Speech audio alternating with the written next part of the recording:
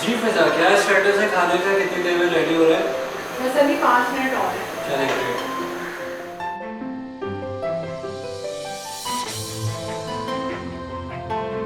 अस्सलाम वालेकुम जी, मेरा नाम अली ख़ान तरीन है। मैं एक एंटरप्रेन्योर हूँ and I am the CEO of ख़ास फूड्स। अस्सलाम वालेकुम, मेरा नाम फ़िज़ा हुसैन है। मैंने स्पेशल एजुकेशन में मास्टर्स किया है और के अलावा अब लॉकडाउन के दिनों में हमें मौका मिला तो हमने अपना वेंचर स्टार्ट किया जिसका नाम है ख़ास फूड, और जहाँ पे मैं चीफ़ शेफ़ हूँ और कुकिंग मेरा पैशन है। मैं बाय बर्थ ब्लाइंड नहीं थी, मैं पार्शली साइटेड थी। एट द एज ऑफ 18 मैं ब्लाइंड हुई थी। उससे पहले मुझे नज़र आता था, मतलब मैं किसी पे डिपेंडेंट नहीं थी। ठीक है, मैं चीज़ों को रिकग्नाइज़, कलर, फेस, हर चीज़ को मैं खुद आइडेंटिफाई करना, अपने एकेडमिक टास्क मैंने खुद किए, मैट्रिक के एग्ज़ाम्स मैंने खुद दिए।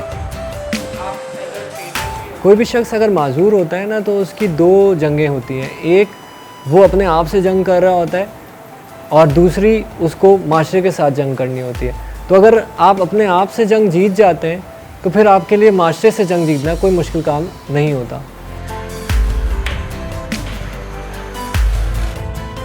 आप लोग, क्योंकि सारे लोग जो हैं वो अपनी 80% आँखों को यूज़ करते हैं, तो हम लोग के हाथों में इतना सेंस होता है जो हमें हर तरह से इंडिकेट कर रहा होता है कि शेप्स क्या है, कौन सी चीज़ गर्म है, अगर चूल्हा जल रहा है और उस पर कुछ नहीं रखा तो हीट आ रही है, और कितने बॉर्डर, कितनी रेंज है। जैसे चावलों को छानने वाली आप बात कर रही हैं, तो ज़ाहिर है किस रेंज में हमने चावलों को निकालना है। वो एक पोरिंग टेक्निक होती है जिसकी हम लोग टीचिंग में टेक्निक की प्रैक्टिस भी कराते हैं स्टूडेंट्स को भी, और हमारी खुद की भी टेक्निक्स होती है कि हॉट वाटर कैसे पोर करना है और कोल्ड वाटर कैसे पोर करना है।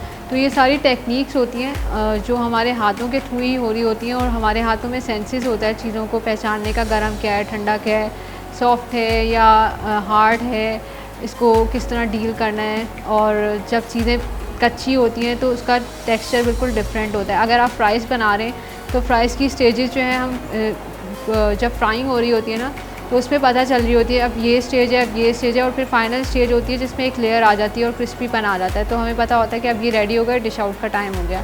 इसी तरह सालन भूनना होता है तो उसकी एक साउंड होती है, स्मेल तो होती ही है तैयार होने की, एक साउंड होती है जो इंडिकेट करती है कि अब आपका सालन बिल्कुल रेडी है। मतलब उसमें वो जो एकदम ऑयल की आवाज़ होती है ना, वो आवाज़ आ रही होती है जिससे हमें पता चल जाता है कि अब हमारा सालन भुन गया है।